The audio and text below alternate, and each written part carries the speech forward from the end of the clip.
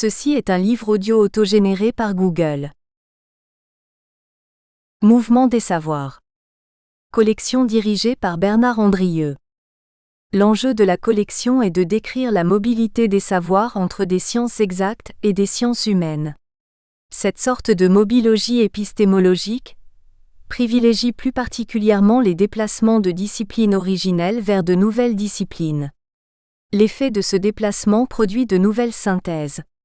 Au déplacement des savoirs correspond une nouvelle description. Mais le thème de cette révolution épistémologique présente aussi l'avantage de décrire à la fois la continuité et la discontinuité des savoirs. Un modèle scientifique n'est ni fixé à l'intérieur de la science qui l'a constitué, ni définitivement fixé dans l'histoire des modèles, ni sans modification par rapport aux effets des modèles par rapport aux autres disciplines, comme la réception critique ou encore la concurrence des modèles. La révolution épistémologique a instauré une dynamique des savoirs. La collection accueille des travaux d'histoire des idées et des sciences présentant les modes de communication et de constitution des savoirs innovants. Déjà paru. Véronique Barthélémy, Sylviane Feuilladdieu et Michel Calmet, La mise en accessibilité scolaire. Situation, discours, parole 2021. Bernard Andrieux, Histoire du sport santé, du naturisme à la médecine du bien-être, Immersion 1, 2021. Didier Séguillon, Activité physique adaptée et socio-histoire. Le domaine STAPS Activité physique adaptée au public à besoins particuliers ou spécifiques, 2020. Bernard Andrieux, Avant moi, Les idées de mon corps. 1959 à 1969, 2020. Yann Beldam et Éric Pereira dire, In situ. Repousser les frontières de l'enquête de terrain, 2020. François Potvin, L'intervention dans les pratiques physiques sportives et artistiques, Responsabilité et stratégie des acteurs, 2019. Gérard Fath, Le sujet en désarroi dans les pratiques à haut gradient relationnel, 2019. Préface. Une compréhension phénoménologique et intentionnelle de l'éducation. Le monde perçu n'est pas seulement mon monde, c'est en lui que je vois se dessiner les conduites d'autrui. Je ne me connais que dans mon inhérence au temps et au monde. Corps, mouvement, intentionnalité, sensibilité, temporalité, sont des mots qui engagent des significations vers une compréhension phénoménologique de l'éducation qui habite l'espace et le temps de manière intersubjective, singulière et existentielle. Ce livre, né de la thèse soutenue par Cristian Juliano de Lara Souza Silva, dans le programme d'études de post-graduation en éducation de l'Université fédérale du Rio Grande do Norte, Natal, Brésil, présente son propre mouvement en éducation. Cette thèse est fortement soutenue par la pensée du philosophe français Maurice Merleau-Ponty, 1908 à 1961, et du médecin et psychologue néerlandais Frédéric Jacobus Johannes Buitendijk, 1887 à 1974. Dans cette étude, Cristian Juliano réfléchit sur son expérience vécue comme un outil pour projeter une compréhension phénoménologique de l'éducation physique dans ses nuances éducatives. J'ai suivi la formation académique et professionnelle de l'auteur depuis plus de 20 ans, réalisant son engagement pour une éducation qui a pour centre le corps en mouvement. Ce livre contribue sûrement à ce mouvement dans le domaine plus large du phénomène éducatif, et en particulier dans la formation d'enseignants et d'enseignantes. En rapportant ses expériences, loin de se mettre en position solipsiste, l'auteur interroge d'autres expériences, les temporalisant dans ses descriptions, se percevant dans le corps et le mouvement de l'autre, y compris le mouvement des concepts et des pratiques dans le domaine de l'éducation physique et d'études sur le corps et le mouvement. Durant la lecture de l'ouvrage, on peut aussi voir les similitudes et les différences entre Merleau-Ponty et Buitendijk dans des singularités qui donnent à la pensée de chacun, et des deux, des nuances fondamentales perceptibles dans l'horizon ontologique de la philosophie de Merleau-Ponty et dans la compréhension fonctionnelle de Buitendijk. Tous deux sont en phase avec la compréhension intersubjective de leur propre corps et de son propre mouvement, avec l'expressivité de l'être au monde et son inscription dans l'espace et le temps de la culture, intégrant la biologie et la culture dans la compréhension des phénomènes existentiels, comme le phénomène éducatif. Avec Merleau-Ponty, nous apprenons que la phénoménologie est un récit de l'espace, du temps, du monde vécu. Sa phénoménologie se laisse pratiquer et reconnaître comme une manière ou un style par lequel même la connaissance scientifique doit retourner à ce monde vécu, au monde de l'expérience, pour gagner en densité, en profondeur et en sens existentiel. Ce mouvement, qui s'exprime comme une pratique et comme un style de pensée, imprègne le livre L'éducation comme expérience du corps en mouvement, situé dans des espaces et des temporalités qui imprègnent l'existence et le travail des auteurs, collaborateurs, interlocuteurs qui donnent vie à ce projet. La recherche, présentée ici sous forme de livre, met en évidence, avec une grande sensibilité de son auteur, l'attitude phénoménologique dans le rapport des expériences vécues. Le mouvement de réduction phénoménologique et la création d'un réseau d'intentions permettent de voir, de sentir, de comprendre une phénoménologie de l'éducation qui émerge du corps en mouvement, de la temporalité du vécu, du dialogue. Le premier chapitre présente les expériences académiques et professionnelles de l'auteur en les mettant en relation avec la connaissance phénoménologique du corps en mouvement, et l'expérience vécue comme moment constitutif de la réduction phénoménologique. Un tel mouvement permet la création d'un réseau d'intentions autour d'un processus unique, pour devenir professeur d'éducation physique et chercheur du corps et du mouvement humain, en mouvement. Pendant la lecture de ce chapitre, on peut voir une note phénoménologique qui élargit l'entendement épistémologique et philosophique. Puisque penser n'est pas posséder des objets de pensée, c'est circonscrire par eux un domaine à penser que nous ne pensons donc pas encore. En rapportant ces expériences, l'auteur circonscrit un domaine à penser, et à travers la réduction phénoménologique, on peut percevoir les noyaux de sens autour desquels gravite une certaine compréhension du corps en mouvement, de la culture, une épistémologie du corps et de l'éducation physique. Ici, l'histoire de la vie et l'histoire culturelle sont étroitement liées, construisant un pont pour refléter et projeter l'expérience de la formation des enseignants, entre autres possibilités. Le deuxième chapitre est consacré à une vision phénoménologique du corps, soulignant la pensée de Merleau-Ponty en relation avec l'expérience du corps en mouvement dans la danse. Suivant les pas de danse, notamment dans les danses populaires, le corps lui-même se métamorphose avec le mouvement de la culture qui se réactualise dans les danses traditionnelles. La formule du mouvement de danse élargit le schéma corporel et l'image corporelle, élargissant ainsi l'expérience vécue et les connaissances en une expérience éducative à la fois unique et intersubjective.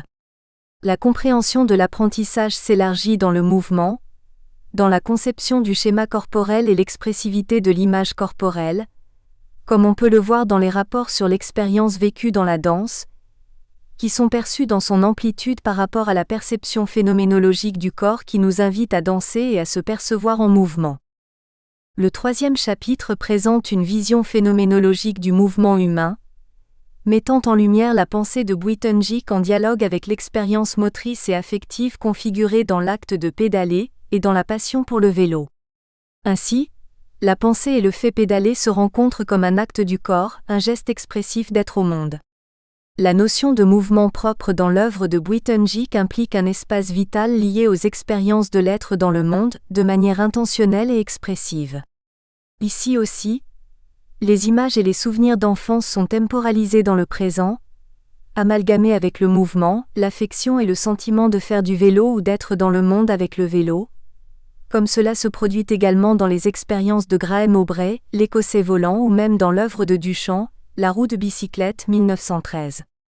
Ces images nous font voir, sentir et penser un mouvement phénoménologique qui unit sensations, sentiments et significations épistémologiques liées à l'originalité de la motricité humaine et à sa capacité à se réinventer dans l'espace et le temps.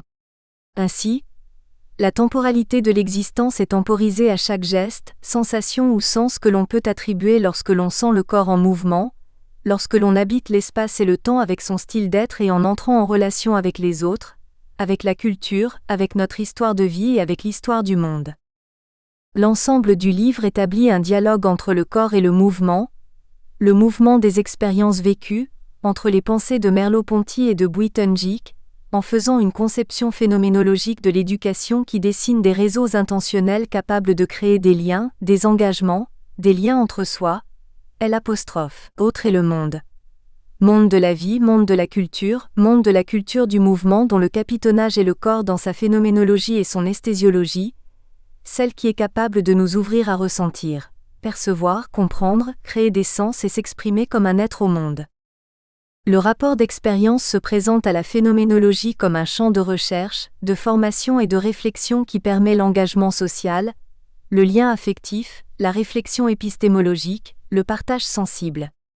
Ce mouvement expressif porte encore un caractère irréfléchi puisque l'on ne connaît pas les opérations réflexives à l'avance, donc la pensée se fait dans l'acte même de la pensée.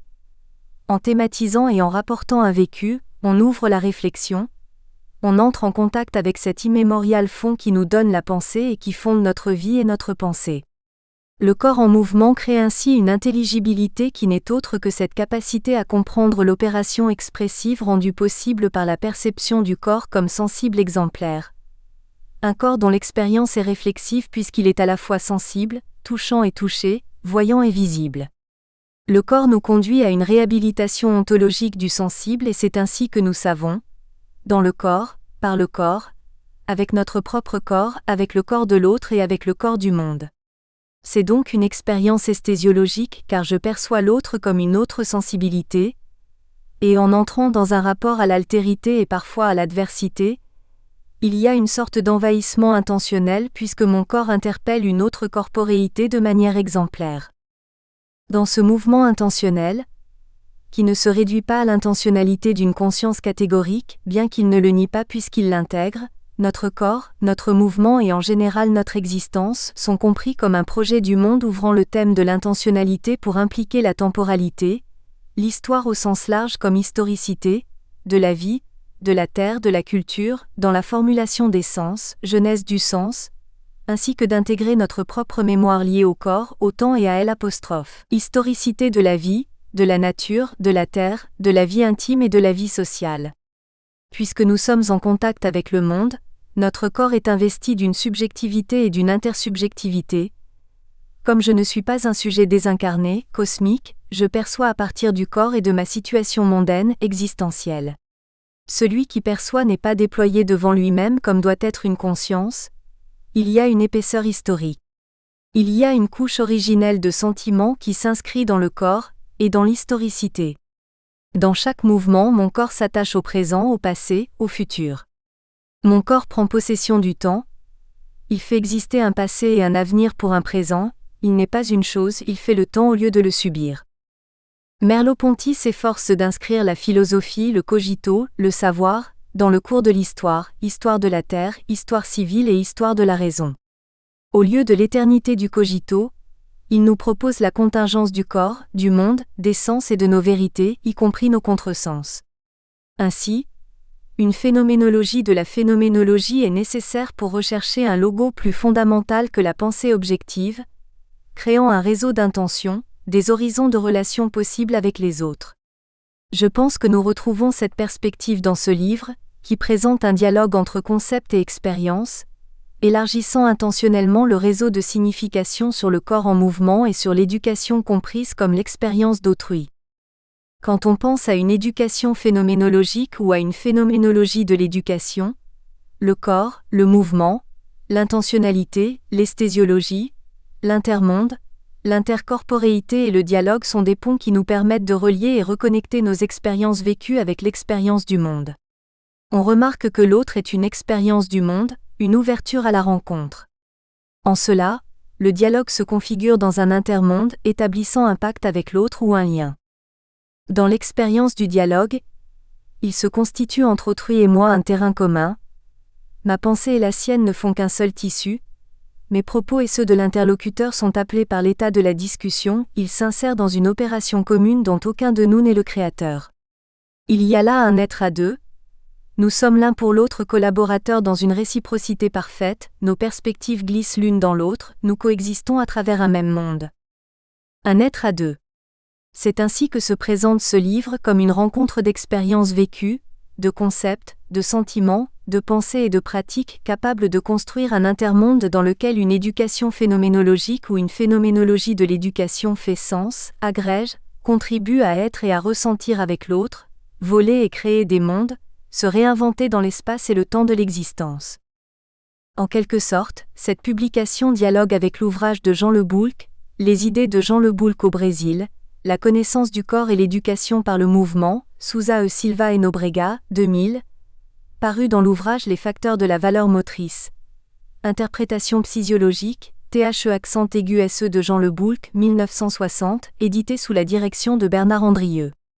Avec la parution inédite en français de ce livre, nous avons signé une collaboration créative avec le professeur Bernard Andrieux, que nous remercions sincèrement, ouvrant un espace sensible dans la construction de dialogues épistémologiques et affectifs transcontinentaux. Petruccia Nobrega, Natal, Brésil, décembre 2021. Introduction, le contexte de la recherche. Nous croyons que l'expérience de l'éducation se déroule tout au long de la vie, à partir de ce qui est vécu à tout moment dès la naissance, en passant par l'enfance, l'adolescence, l'âge adulte et la vieillesse. Dans ce chemin de vie, nous avons les expériences les plus diverses à partir de notre propre corps, en contact avec d'autres corps qui nous entourent et avec le monde alentour. Face à cet itinéraire parcouru dans nos expériences, dans lequel je me trouve, dès les jeux d'enfants, le sport, en passant par l'école, l'éducation physique scolaire jusqu'au domaine professionnel en tant qu'enseignant, et le considérant comme une expérience éducative qui arrive à chaque instant, nous proposons de le poursuivre dans cette thèse en affirmant que cette expérience éducative se déroule à partir du corps en mouvement. Cette tâche s'est développée au fil du temps et nous partons actuellement de la continuité du mémoire de master intitulé Corps, mouvement et apprentissage en psychocinétique de Jean Le Boulc, soutenu en 2015 dans le programme de post-graduation en éducation physique de l'Université fédérale du Rio Grande do Norte. Certaines réflexions initiées dans le mémoire abordent le thème de l'éducation et du mouvement humain, à partir des travaux du professeur français Jean Le Boulc. Le chemin qui a conduit aux questions qui ont émergé dans la recherche du mémoire est lié à celui que nous avons parcouru précédemment. En formation initiale en éducation physique, en étant assistant d'enseignement lors de la licence, en performance professionnelle en tant que professeur d'éducation physique au primaire, en spécialisation en enseignement de l'éducation physique à l'école, dans la participation au groupe de recherche corps et culture du mouvement et plus récemment dans Esthésia, corps, phénoménologie et mouvement, auquel je me réfère non seulement pour sa relation avec la recherche de master susmentionnée, telle une porte d'entrée vers le groupe, mais aussi par rapport au partage des connaissances et l'orientation vers la connaissance du corps, l'appréhension du mouvement humain ainsi qu'une nouvelle implication et une nouvelle perspective dans le domaine de l'éducation. Comme nous l'avions montré dans les recherches développées dans le master, ainsi que dans les études menées au groupe Esthésia, nous avons discuté de concepts tels que le corps, l'apprentissage et le mouvement humain. Dans le mémoire, ces concepts ont été analysés à partir de la théorie psychocinétique développée par les recherches du professeur d'éducation physique français Jean Le Boulc, un expert qui a eu une influence dans les domaines de l'éducation et de l'éducation physique au Brésil entre les années 1970 et 1980, en particulier en ce qui concerne les savoirs apportés à la psychomotricité. L'intérêt de ce thème reste basé sur la construction de connaissances dans le domaine de l'éducation physique et de l'éducation en général, le considérant comme essentiel pour l'éducation des enfants, mais également un critère qui concerne le domaine de la performance professionnelle de l'enseignant et la formation des professeurs, s'inscrivant dans le développement de l'étude qui a débuté avec le mémoire de master et qui se poursuit toujours. Dans cette recherche, nous avons abordé certains concepts contenus dans la construction de la théorie, qui ont donné lieu à des réflexions sur l'importance du mouvement humain pour le développement et l'éducation de la personne. Parmi plusieurs aspects importants, nous soulignons que sa théorie repose sur des présupposés de la philosophie de l'éducation, sur la conception unitaire de la personne ainsi que sur la totalité du corps, se référant également au rapport de l'être au monde, Le Boulc 1987. Ces présupposés apparaissent comme une nouvelle possibilité de concevoir le regard sur l'enfant qui apprend, l'éducation du corps et du mouvement humain, en leur donnant un sens différent de ce qui était jusque-là prôné. Silva et Nobrega, 2020, traite précisément des études de Le Boulc sur la connaissance du corps et sa pertinence dans la réflexion sur le mouvement humain en tant qu'élément fondamental pour le domaine de l'éducation physique au Brésil, et a été publié avec la thèse de doctorat de Leboulck dans L'. Ouvrage Jean Leboulck Les facteurs de la valeur motrice interprétation physiologique, 2020. Ouvrage édité sous la direction du professeur Bernard Andrieux, ainsi que plusieurs autres textes qui contextualisent sa production académique. On met ainsi en évidence la notion de corps, idée primordiale pour toute l'œuvre de Leboulck. Un tel concept, adopté par lui dans la théorie psychocinétique, est basé sur la compréhension phénoménologique du corps lui-même, présentée par le philosophe Maurice Merleau-Ponty. Dans Phénoménologie de la perception, ouvrage dont Leboulck tire la conception phénoménologique du corps, Merleau-Ponty, 1999, apporte de nouvelles relations entre l'être humain, son corps et le monde perçu. Le corps et le monde sont en union. La recherche de la compréhension intégrale de l'homme lié en nature et culture. Le corps est le lieu de la sensation et de la conscience.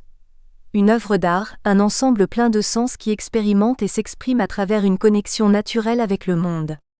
Le corps est radicalement lié à une perspective de conscience, de perception perceptive, à partir du mouvement, Nobrega, 2010, Verissimo, 2012.